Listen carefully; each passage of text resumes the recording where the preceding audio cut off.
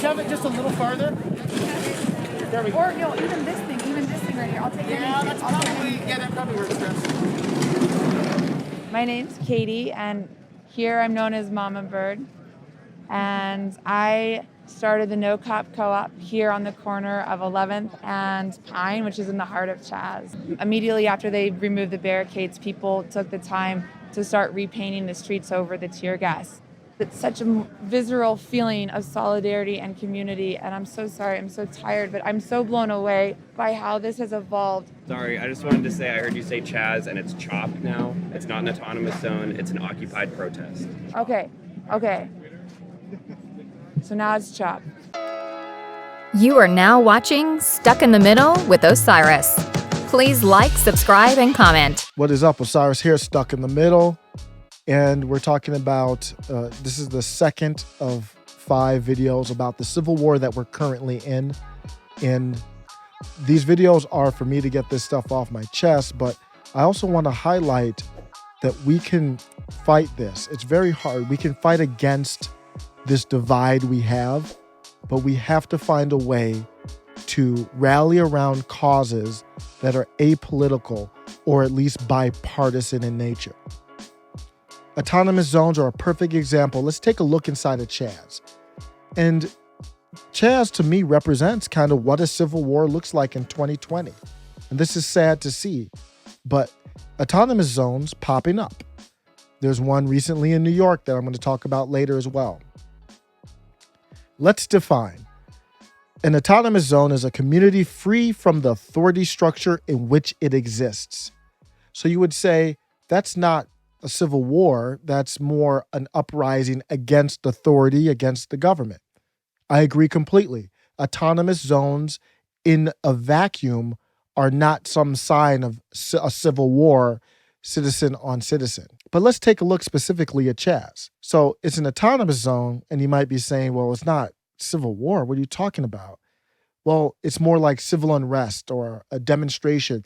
It came from the outskirts and the reaction of what happened with the unfortunate passing and murder of George Floyd. So you're saying this is a good thing. This is a sign of unity. It's along with Black Lives Matter. There's singing, there's dancing, there's a garden. This is nonviolent. This is not a part of a civil war. If this is how you feel, I want to respectfully challenge you to step outside of the parameters that you put yourself in, the box you've put yourself in. And I want you to ask yourself, why is the autonomous zone, for the most part, a peaceful place? It's because it's the physical embodiment of an echo chamber.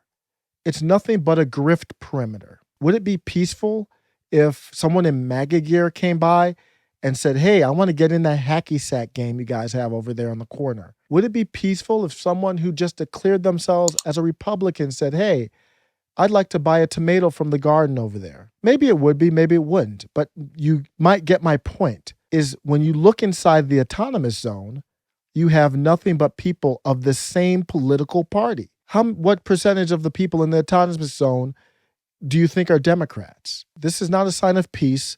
This is not a sign of unity. It's a troop barricade with people waiting for their marching orders. It's parlor, except in real life and for hipsters.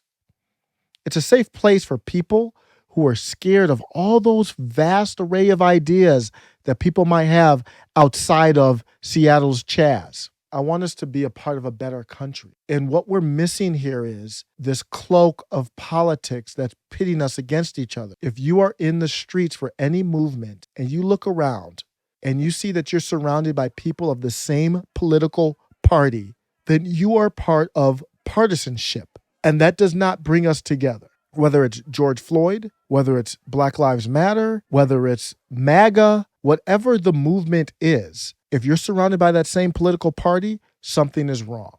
So when I looked at Black Lives Matter, I didn't look at the website right away, but I saw that it was nothing but Democrat-leaning people, which it wasn't really it was an exclusive group, not inclusive. And I knew that that's not something I'm a part of. If you're for police reform, really, there are plenty of Republicans who agree with having police reform that makes sense. We wouldn't be here if it were not, as Senator Perdue alluded to, the death of yet another African-American man, George Floyd. His murder is why the country has given us the opportunity to lead. And my friends on the other side just said no. But if you don't direct and construct your movement where it's inclusive for people of all political backgrounds to get behind, then you are part of partisanship, and you're really playing more of a game of politics than helping our social issue or creating civil change. So you say it's just the wacky people out there in Seattle or Portland maybe that would do something like an autonomous zone called Chaz. No, let's look at New York. Staten Island. Staten Island bar that declared itself an autonomous zone is testing a new tactic in hopes of staying open. Mac's Public House has stopped charging customers. Instead, the owners say everything's free, but they're asking for donations. The business continues to defy shutdown orders that took effect for the neighborhood on Wednesday. Since then, the state revoked the pub's liquor license and the sheriff has issued fines. As for that idea of labeling the pub an autonomous zone, the owners got the idea from activists in Seattle. Do you think someone wearing a Biden-Harris t-shirt might get a couple funny looks walking up to that autonomous zone?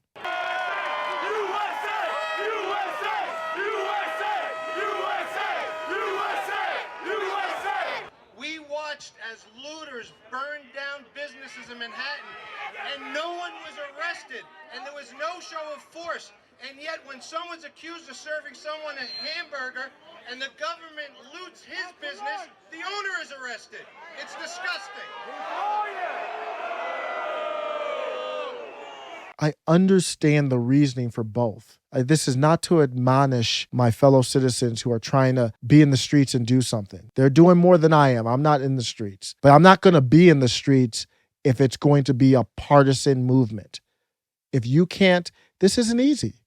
I didn't say it was going to be easy to start a movement for police reform that includes Republicans marching alongside you. You would have to make some changes that I think would be for the better, for your movement and for our country. When you have civil tension, regardless of the issue, divided right now between Republican and Democrat, you are leading to tension that is a part of this civil war we're in right now. We've seen civil war this summer. This is what we have to break away from.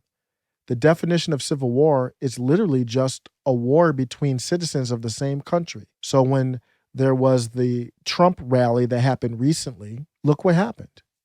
Antifa! This is what happened when the talking stopped, when the far-right Proud Boys squared off against Antifa and other counter-protesters. If you want to describe something that started as a movement across party lines, you might be saying, well, give me an example of that. There aren't many, but the first one that comes to mind is Occupy Wall Street when it first started. I think I mentioned this the other day, that comic about Occupy Wall Street. Yeah. It's a fat cat, rich guy in his room, and then there's a bunch of people outside with Occupy signs, and then he's on the phone laughing, saying, introduce them to identity politics. And that's it. And then all of a sudden they're fighting each other. And that's They're trying to maintain that the class system that they have in place. Make the poor people fight each other, and they don't got to fight us. That's what the crazy thing about Occupy. Divide and conquer. Yep. Occupy was everybody versus the 1%. Yeah. And then all of a sudden, the millionaire, black woman is now oppressed, and the homeless white man is the oppressor. So you could say that movement got manipulated based on race, and that's not an accident, in my opinion, that race gets thrown in there to divide us, and then you get separated across political party lines. The more causes that we can find that cross political lines, whether it's fighting against cancer or other terminal diseases, whether it's fighting for our veterans and first responders like Jon Stewart did, or even rooting for my Cleveland Browns to make the Super Bowl. I kid. If you can see, we haven't had a stimulus in 8 months in the middle of a pandemic, we have ceased to become a productive society. We need to relearn how to disagree as a country and still be productive. So I'm not saying everybody has to agree on everything. We have to find some common ground, though. Where a bunch of Trump supporters were doing a big thing in D.C. Black Lives Matter showed up to protest it, and then the Trump supporters invited him on stage. I love that. Yeah. Yeah. I think it was Hank Newsom, who's a Black Lives Matter lefty cultural guy. Okay. Lot of things I disagree with him on, but he's a cool dude. He really is. I think he's a cool dude. So he shows up and they're there to protest, but the Trump supporters were like, "Why don't you come on stage and tell us? Like, we want to respect you, and yeah, we want to hear your side of things." And you know what ended up happening? At first, everyone was a little apprehensive, and then I think it was Hank. He said, "We're not anti-cop. We're anti-bad cop. Boom. We want our constitutional rights." And then the crowd goes, "Yeah, That's great. Yeah, we can all and agree I'm on like, that. "Yes." The crowd. I want to end these videos with something positive and somebody who's doing something to enact change or bring us together.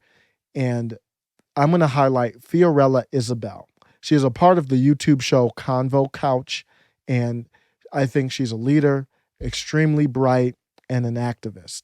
She made an emotional plea for us to band together as citizens and to stop relying on politicians to save us. Not only do we need to find these issues that cross political lines and landscapes, but we have to protect them when we've got them and not allow others who might have different motivations to divide us based on race or single issue voting or whatever the thing is that makes it split into these party lines.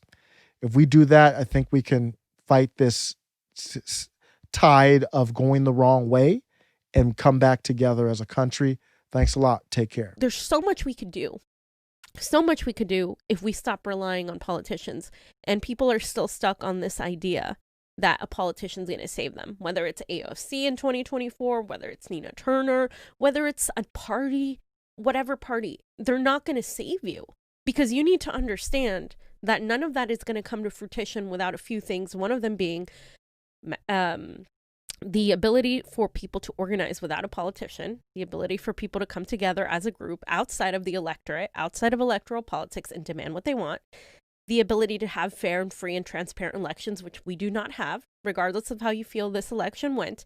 We have not had fair and free elections for a very long time. And it's not about Donald Trump.